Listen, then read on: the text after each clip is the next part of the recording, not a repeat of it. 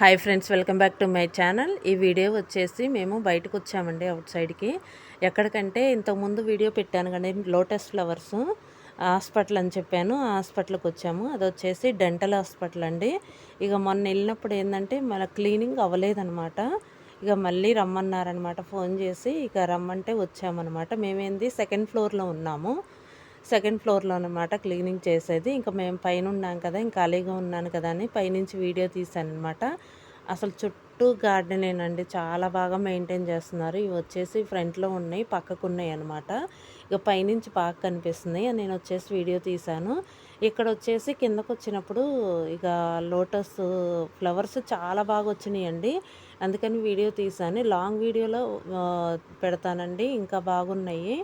అసలు ఫ్లవర్స్ చాలా ఎక్కువ వచ్చినాయండి. మొన్నేమో 1, 2 వచ్చినాయి.